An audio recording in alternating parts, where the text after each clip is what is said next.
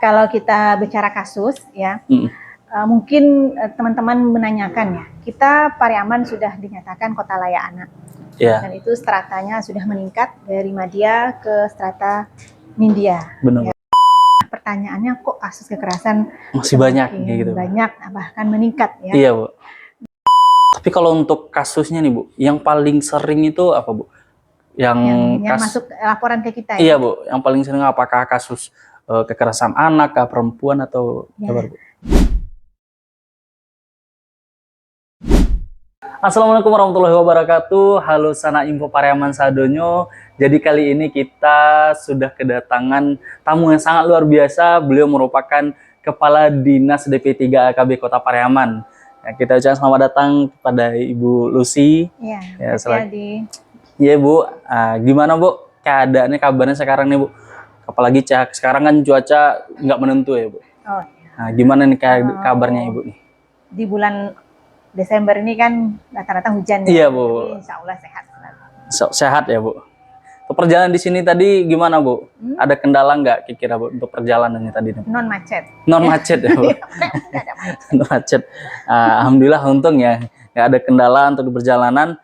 Nah, jadi sana info Pariaman semua. Jadi kali ini kita akan mengupas sedikit nih tentang yang pastinya berhubungan dengan DP3 AKB, terkhususnya hal-hal yang sering terjadi sekarang nih, seperti kekerasan terhadap anak, perempuan, bully, dan lain sebagainya. Untuk itu, mungkin sebelum itu kita pengen tahu nih, DP3 AKB itu programnya untuk apa saja sih yang sudah dikembangkan nih, Bu?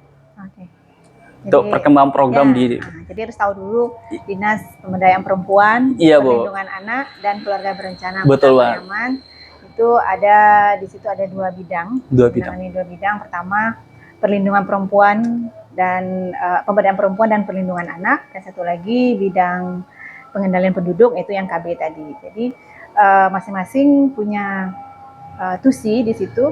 Kalau pemberdayaan perempuan, perlindungan anak, kita bagaimana memberdayakan perempuan. Nah, jadi di situ nanti ada kegiatan-kegiatan pemberdayaan, kemudian mengakomodir organisasi perempuan yang ada di Kota sosialisasi Pariaman, gitu ya. Terus juga yang berikutnya adalah perlindungan anaknya di situ. Jadi tapi seakan-akan yang menonjol perlindungan anak ya. Iya, karena sekarang lagi banyak terjadi itu, Bu.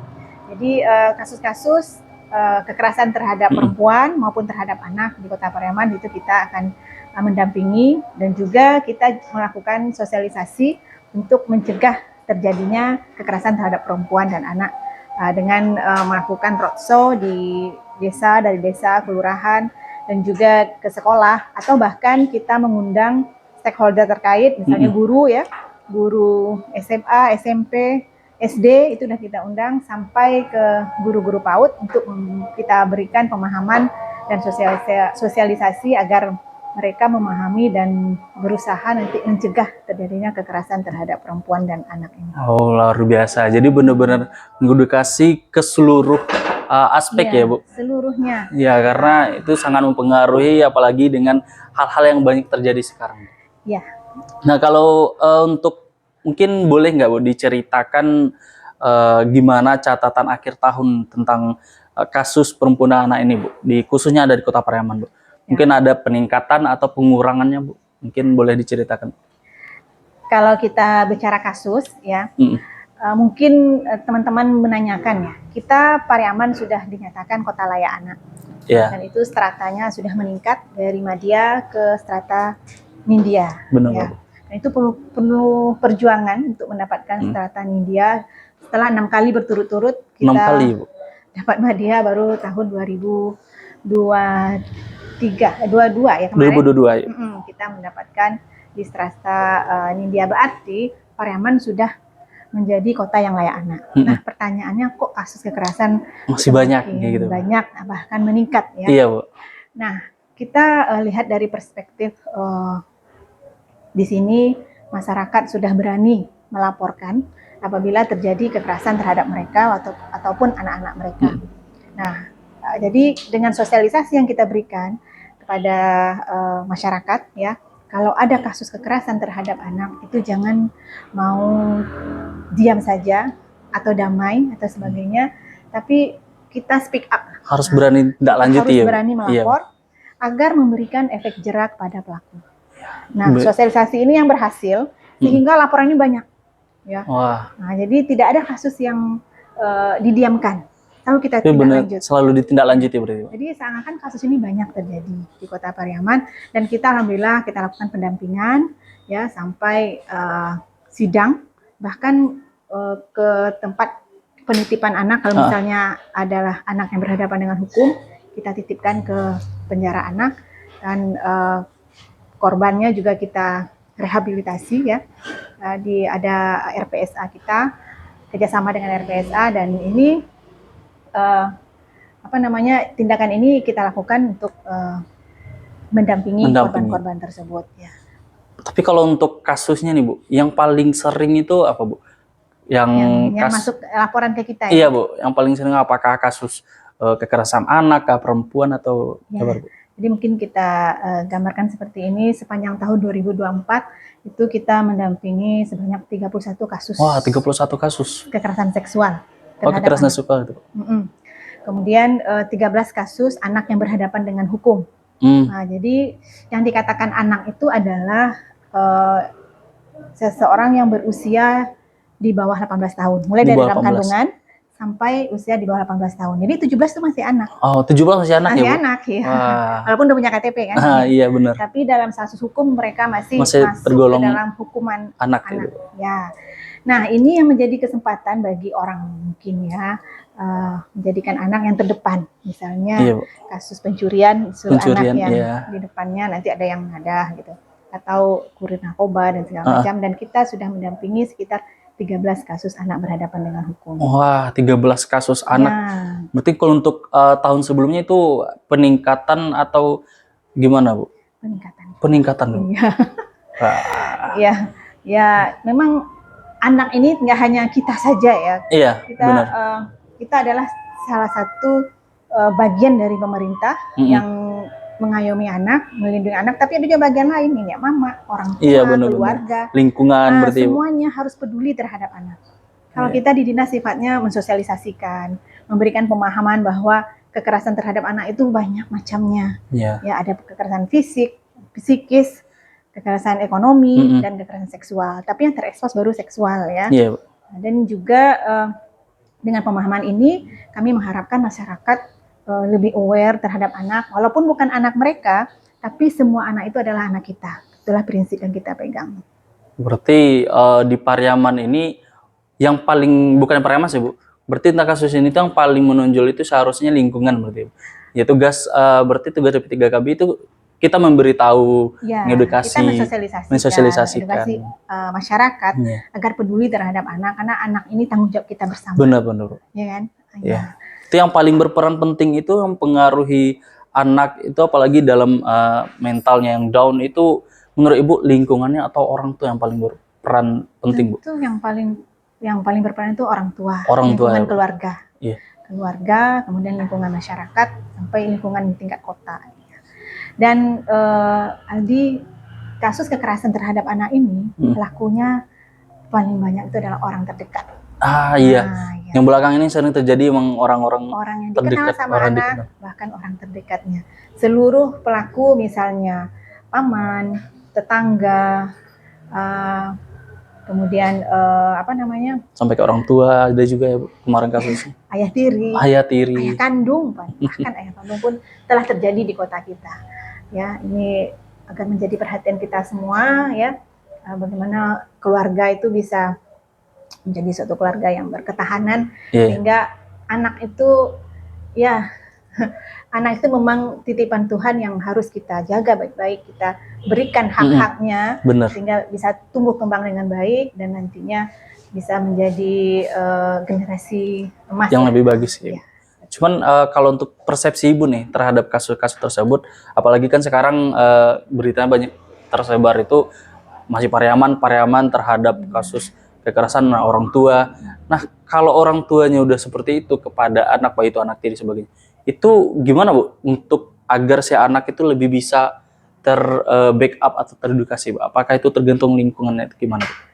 Ya, kasus-kasus kan telah terjadi dengan berbagai macam pelaku ya. Bu. bahkan ada guru juga kemarin guru. yang menjadi pelaku terhadap kekerasan seksual terhadap anak. Jadi apa namanya nih, sebenarnya ini perhatian kita bersama. Jadi seluruh aspek ya, pemerintah, Kemenak juga ya, tentang bagaimana menumbuhkan agama di dalam keluarga, pendidikan berarti. Pendidikan juga, semuanya dengan sumber daya manusia yang tinggi, yang meningkat, tentu dia tidak akan seperti itu terhadap anaknya. Jadi semuanya saling berhubungan, saling terkait. Harus ada saling mengingatkan, bukan berarti walaupun itu bukan anak kita berarti, Bu. Iya. Nah, Pariaman kenapa banyak kasus? Karena kita sebenarnya lokus kejadian. Bahkan pelaku dan anak ini biasanya dari kabupaten kota sekitar. Ada yang dari Padang, dari Kabupaten Padang Pariaman, tapi lokusnya terjadi di Pariaman. Nah, jadi tetap kita dampingi karena tadi prinsipnya semua anak adalah anak kita. Semua anak adalah anak kita. Oh, luar biasa. Nah, kalau untuk langkah-langkah nih Bu yang dilakukan di P3KB, kan tadi kita sudah membahas banyak kasus-kasus yang terjadi dan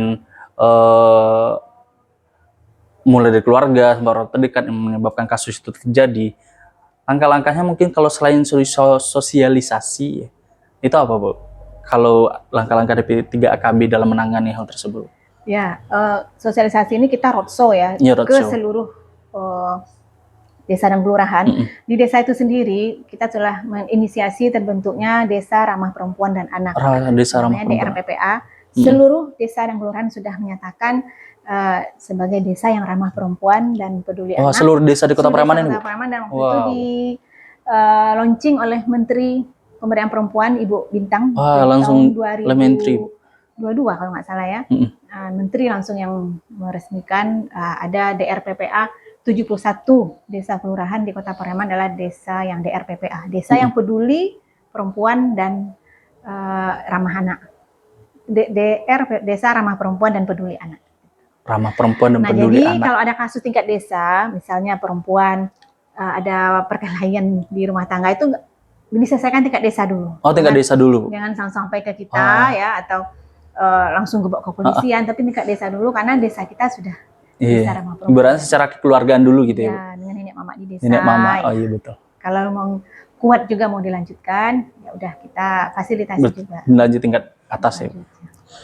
Kalau untuk kan sosialisasi, terus kalau dari Ibu sendiri nih atau jajarannya Bu, tantangan terbesar dalam melakukan sosialisasi atau program yang dijalankan itu apa Bu? Tantangan pasti ada ya. Iya, Bu. Kita melakukan sosialisasi, harapannya masyarakat itu menerima dan nantinya kalau ada kekerasan itu mereka berani melapor atau berani mencegah ya, berani mencegah kalau kekerasannya masih kecil lah itu. Masih kecil. Nah, ininya, dan itu harapannya masyarakat paham ya apa tingkat-tingkat kekerasan tersebut. Dan satu yang kami pesankan, kalau ada kekerasan seksual jangan mau ada kata damai ya. Nah, ada kata damai, harus berani speak up ya, Bu? Harus berani. Demi memutus kasus-kasus yang terjadi. Agar tidak terjadi korban yang baru. Nah, korban banyak ini terjadi kan kadang-kadang satu pelaku korbannya banyak. Iya. Itu karena korban tidak berani melapor. Karena udah terlalu takut nih, Bu. Karena pelakunya orang dewasa. Apalagi yang diancam sampai dengan berbagai macam. Iya. Kalau untuk tadi kan Pariaman nih bisa dikatakan baik itu Pariaman atau Kabupaten Pariaman itu bisa dikatakan banyak kasus-kasus yang kekerasan dan hal-hal yang bertentangan tersebut, Bu. Nah, tapi Pariaman itu kan ditetapkan sebagai kota layak anak. Ya. Nah, kalau boleh tahu nih, Bu, apa sih yang membuat kota Pariaman itu ditetapkan sebagai kota layak anak? Kota layak anak itu banyak penilaiannya, ada klaster-klasternya. Ada klaster pemenuhan hak anak, ada klaster perlindungan anak. Perlindungan anak. Dan ada banyak lagi klasternya, ada nggak usah 5 klaster. 5 klaster. Ya. Dan dari hasil penilaian, jadi poin kita itu sudah masuk ke strata Nindya seperti itu.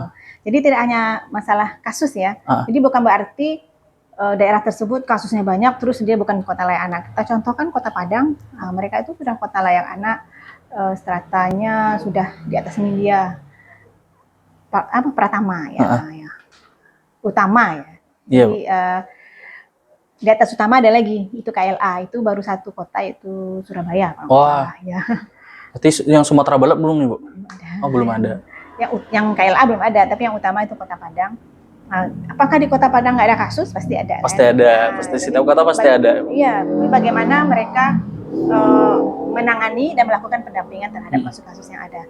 Nah, Kota Pariaman sendiri terhadap hak-hak anak sudah memenuhi hak anak yang ada itu sudah sebagian besar terpenuhi dengan program-program pemerintah. Contohnya hak untuk mendapatkan nama, ya. Jadi dari kecil sudah dikasih nama, sudah keluar apa namanya surat keterangan kelahiran. Gitu. Kelahiran itu langsung keluar, ya. Itu salah satu pemenuhan hak anak. Kemudian hak terhadap kesehatan. Nah, kita di Kota Pariaman seluruh masyarakatnya sudah terjamin dengan BPJS, dan itu dibuktikan dengan kita mendapatkan universal health coverage sebanyak 100%. Oh, 100%. Jadi seluruh masyarakat Kota Pariaman termasuk anak itu sudah terjamin oleh BPJS. Oh, udah terjamin semua, ya? Iya, jadi kalau ada sakit apa itu bisa langsung ke rumah sakit atau puskesmas. Dan berikutnya hak atas pendidikan. Nah, kita tahu Kota Pariaman sendiri kebijakan pemerintah adalah wajib belajar 12 tahun, SD, SMP, SMA gratis. Walaupun SMA itu berada di bawah provinsi, ya, SMA sudah ditarik wewenangnya oleh provinsi, tapi kita Kota Pariaman memberikan bantuan keuangan khusus sehingga anak-anak kita bisa belajar gratis di SMA. Wah. Ya kan?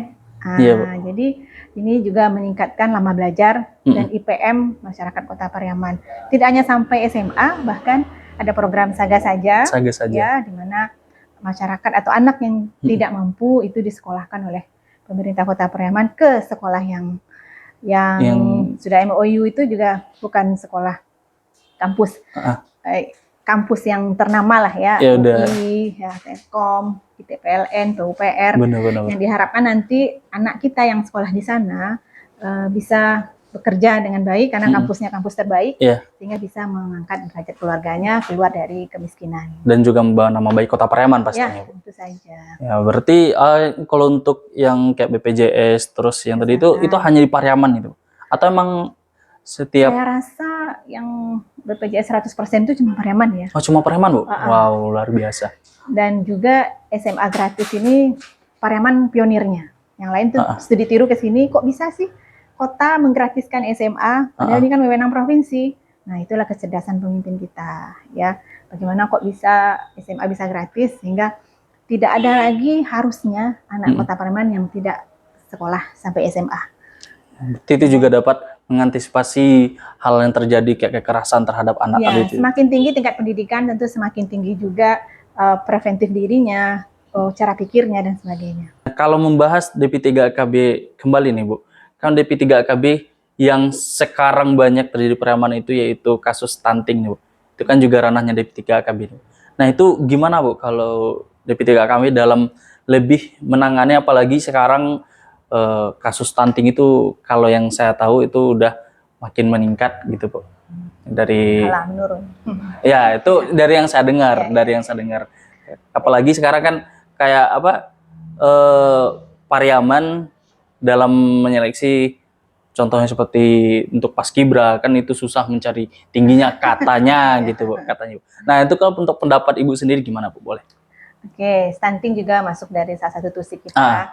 Nah, sebenarnya stunting ini nggak hanya DP3AKB, itu kita sama-sama koordinasi dengan banyak dinas, ada dinas kesehatan, ya, dinas PUPR, dinas pendidikan, kemudian desa juga menganggarkan untuk penanggulangan atau penurunan stunting ini. Nah, stunting di Kota Pariaman dengan kondisi saat ini, nah kita melakukan survei. Survei itu dilakukan oleh pusat. Nah, disitulah keluar angka stuntingnya. Nah, di tahun 2023 kemarin angka stunting kita di angka 17,7%. Itu di Kota Pariaman atau gimana? Kota Pariaman. Sebelumnya adalah 18,5 ya kalau nggak salah. Ya, 18% lah gitu. Jadi ada penurunan 0,7. Iya, ada penurunan 1%. Tapi alhamdulillah lah di pusat pun ada penurunan tapi 0,1 ya. 0,1. Setidaknya ada ya, Bu? Setidaknya ada penurunan. Berbagai usaha kita lakukan sesuai dengan kami, institusi kami di di tim percepatan penurunan stunting, kami adalah sekretaris di situ. Bagaimana melakukan koordinasi, merangkul semuanya, dan kita melakukan rapat, audit kasus stunting, kemudian membentuk tim pendamping keluarga. Oh, tim pendamping keluarga. Tim pendamping keluarga itu yang terdiri dari bidan, kader PKK, dan kader KB. Itu ada di setiap desa dan kelurahan. Mereka lah yang akan mengidentifikasi keluarga-keluarga yang berisiko stunting di tempat tinggal mereka. Oh, berarti penanggung jawab di desa-desa yang ada di Kota Paraman itu ada penanggung jawabnya berarti? Bukan penanggung jawab, kadernya. Oh, kadernya. Tim pendamping keluarga. Iya. Penanggung jawabnya tentu ketua TPPS desa kelurahan. Iya. Biasanya itu adalah ketua PKK. Ketua PKK. Desa dan kelurahan. Nanti ada ada struktur ada organisasinya. strukturnya. Ya. Kalau di tingkat pusat di kota saat ini adalah ketua TPPS Bapak Kepala Bapeda. Ya. Kemudian ada lagi struktur ke bawah, dan kita Dinas TP3KB adalah sebagai sekretaris dari tim percepatan penurunan stunting.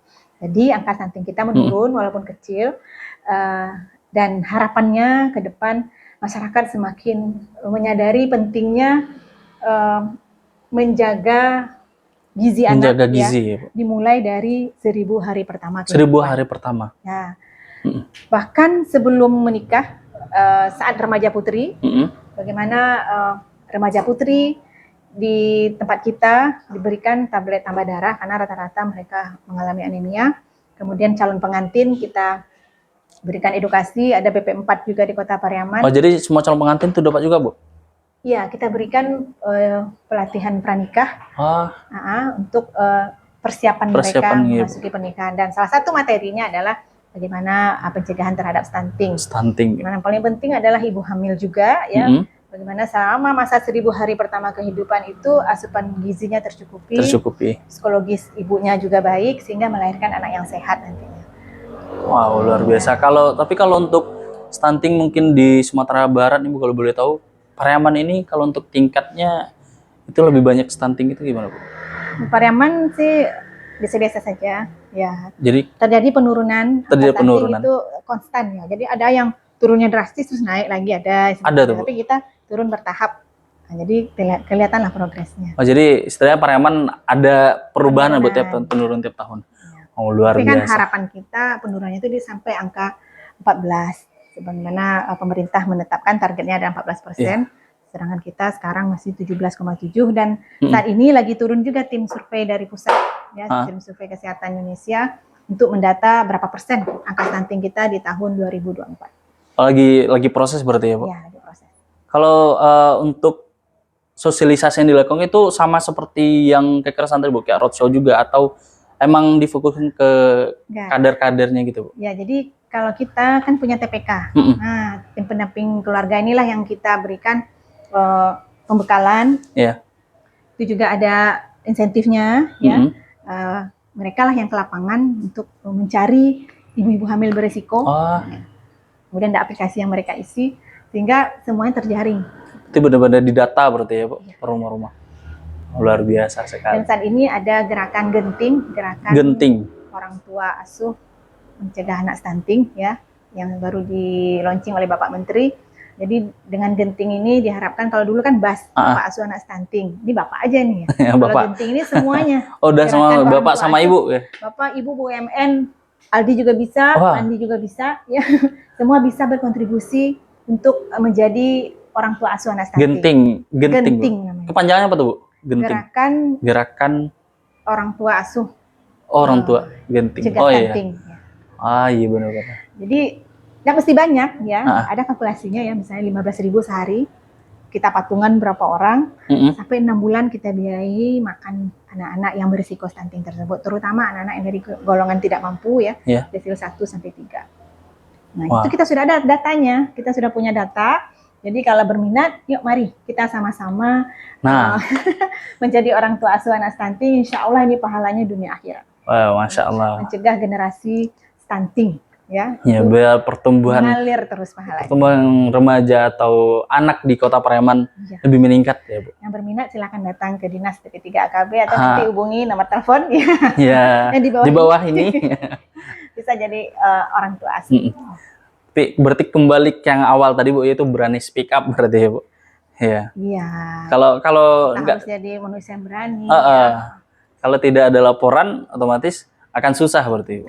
Ini menyangkut kasus kekerasan. Ah, gitu ya. kalau maksudnya kalau stunting ini kan Stunting ini rata-rata nggak mau speak up karena emang nggak mau, Bu. orang tua itu kalau anaknya dibilang stunting dia marah. Oh, Anak saya nggak stunting, anak saya sehat. Nah, kita harus pandai-pandai juga ngomongnya. oh berarti itu Bukan tantangannya ya, stunting, Bu. beresiko stunting. Berisiko. Ketika anaknya dibilang stunting, dia nggak mau lagi datang ke posyandu. Oh, Anak saya sehat, ini ada denial ya. oh berarti Menyangkal. sering, Bu, terjadi kasus yang kayak Seperti gitu. itu. Jadi cuma bahasa kita juga harus kita sesuaikan ya. Apalagi kalau orang tuanya berpendidikan, itu malah tidak mau kalau dibilang anaknya stunting. Oh, berarti itu tantangannya ya, Bu, kalau Itu untuk tantangan para kader kita di lapangan. Wow. Tapi kader kita hebat semua. Itu bagaimana cara menjelaskan dengan lebih baik berarti, Bu, agar si orang tua lebih paham pentingnya itu. Ya, seperti itu. Nah, sana info Preman Sadonyo, kita tadi sudah membahas tentang stunting, tentang kekerasan. Nah, kalau untuk di bidang KB ini, Bu, saya ada dengar kabar bidang KB ada ketahanan dan kesejahteraan keluarga. Itu maksudnya persepsi Bu apa, Bu?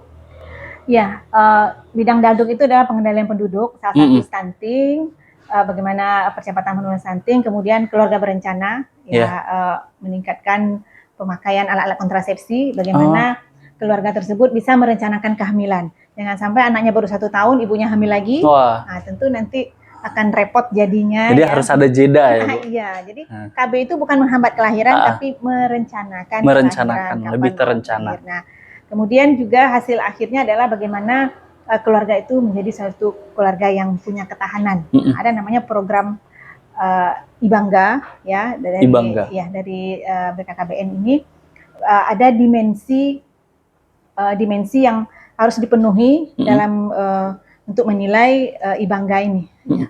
Jadi pertama dimensi kemandirian. Kemandirian yang pertama. Dimensi kemandirian ini menyangkut bagaimana keluarga tersebut bisa memenuhi kebutuhan pokoknya, kemudian kesehatan keluarganya, keberlangsungan kependidikan, kemudian akses ke media online ya mereka bisa dapatkan. Kemudian dimensi ketentraman, bagaimana dia beraktivitas keagamaannya lancar ya, kan ada juga orang beragama dilarang gitu ya. Kemudian kemudian aktivitas sosialnya juga lancar. Benar-benar harus bisa lepas ya, Bu. Kemudian dimensi kebahagiaan. Kebahagiaan ini bagaimana dia interaksi antar keluarganya, si anak dapat kasih sayang orang tua, kemudian anak juga hormat kepada orang tua. Kadang ada yang sebelah pihak orang tua sayang ke anak, anaknya ngelawan ya. Ini tentu akan mengurangi dimensi kebahagiaan dan juga bagaimana interaksi juga selain dalam keluarga juga dengan dengan sosialnya, dengan tetangga, dengan lingkungannya. Nah, 3 dimensi inilah yang mengukur indeks ketahanan keluarga tersebut, Ibangga itu. Ibangga, berarti semua kembali ke pemantau orang tua berarti ya, Bu? Iya, keluarga itu kan dimulai dari kita ya, orang tua, ayah, ibu, dan anak. Nah, dari yang saya tangkap, dimensi itu berarti ya soal lingkungan, itu kembali ke orang tua, gimana cara mengatur anak dengan sosialnya, gimana orang tua memberikan kasih sayang pada anaknya. Jadi orang tua itu adalah pembelajaran seumur hidup. Makanya dimulai dari Catin, kita ada pemerintah punya program Diklat Pranikah. Nah, di situ diberi pemahaman terhadap calon pengantin, bagaimana nanti berkeluarga, beripar-ipar besan, mengatur ekonomi keluarga, termasuk juga calon orang tua. Nah, di situ ada pembelajarannya. Dan setelah jadi orang tua pun jangan berhenti untuk terus belajar untuk mendapatkan pola asuh terbaik sesuai dengan zamannya. Sesuai dengan zamannya. Jangan zaman Aldi disamakan dengan sekarang ya. Beda pola asuhnya.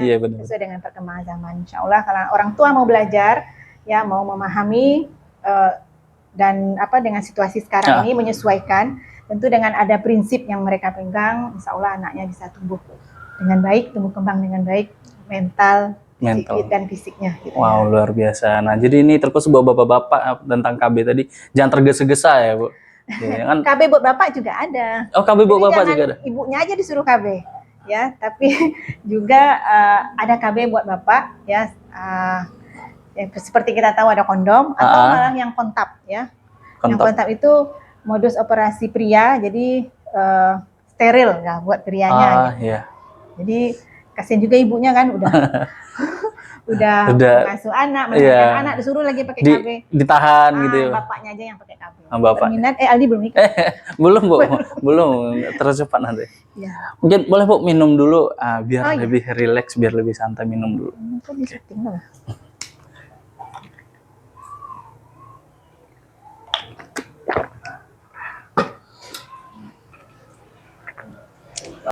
Oke, Sana Info Pariaman semua, tadi kita sudah membahas banyak hal, mulai dari kekerasan seksual, kekerasan terhadap anak, stunting, ya. Nah, di sini kita pengen mendengar nih, apa sih pesan dan harapan Ibu kepada masyarakat khususnya di Kota Pariaman agar apa yang ingin dicapai itu bisa tercapai, Bu? Dicapai? Iya, bisa tercapai. Ya. Baik, kepada masyarakat Pariaman, tentu ini bukan kerja pemerintah saja, tapi ini harus ditopang oleh keluarga, lingkungan juga, dan termasuk nenek mama, gunung kandung, dan semuanya yang terlibat dalam pengasuhan anak. Nah, kedepannya tentu kami berharap kasus kekerasan terhadap anak ini bisa berkurang, dan kalaupun ada, kita bisa mendampingi dengan baik, sehingga kasus ini bisa terselesaikan dengan baik, termasuk mental si korban bisa terobati, ya, sehingga mereka nanti bisa tumbuh menjadi anak yang sebagaimana mestinya. Kemudian kasus stunting, tentu juga kita berharap stunting ini bisa berkurang, ya, atau bahkan tidak terjadi lagi stunting. Tentu dengan perhatian suami maupun ibu hamil terhadap kandungannya, dan peran suami juga sangat penting ya untuk membantu istrinya dalam kehamilan sampai nanti usia 2 tahun bayi, ya, yang disebut dengan 1000 hari pertama kehidupan. Dan ini juga perlu kesadaran kita semua, saling mengingatkan. Kadang-kadang memang ada beberapa keluarga yang abai terhadap hal itu, nah kitalah yang mengingatkan. Karena satu saja generasi yang stunting nanti ke depannya akan berakibat terhadap generasi tersebut, ya. Tujuan kita untuk mencapai generasi emas di tahun 2045 akan sulit tercapai. Dan kemudian tadi apa lagi? Pesannya, Bu. Ya, pesannya seperti itu, ya. Mengajak masyarakat, dan ini bukan tugas pemerintah saja, tapi kita semua. Kita semua. Kita semua, karena semua anak adalah anak kita. Oke, luar biasa. Luar biasa itulah. Satu lagi mungkin. Ya, apa, Bu? Saya satu lagi, ya. Boleh, Bu, boleh. Bagi masyarakat atau organisasi atau siapa saja, atau organisasi masyarakat, pemerintah, swasta, pengusaha, pelaku konten kreator, dan semuanya, agar kita lebih peduli terhadap anak-anak di sekitar kita. Dan kalau mau menjadi orang tua asuh, kami siap bersedia memberikan data anak-anak, ya, yang nantinya akan menjadi anak asuh, dan sama-sama kita tanggulangi stunting ini dengan cara gotong royong, berkolaborasi, sehingga terpenuhi asupan gizinya dan perkembangannya bisa menjadi lebih baik, sehingga terhindar dari stunting tadi. Oke, luar biasa. Terima kasih kita ucapkan kepada Ibu yang sudah menyampaikan. Jadi banyak ya hal yang dapat kita ambil dari apa yang sudah disampaikan oleh Ibu Lucy, mulai dari tentang kekerasan, bagaimana peran orang tua itu sangat penting terhadap anak, terhadap sosialnya, baik maupun itu tentang stunting, itu balik lagi ke peran orang tua. Bagaimana harus bisa paham dan bisa berkolaborasi dengan instansi terkait, berarti Ibu. Ya, mungkin ya cukup sekian, terima kasih. Kita ucapkan terima kasih kepada Ibu Lucy atas waktunya. Ya, amin. Kita akhiri dengan wabillahi taufiq wal hidayah. Wassalamualaikum warahmatullahi wabarakatuh. Terima kasih, Bu. Info Pariaman.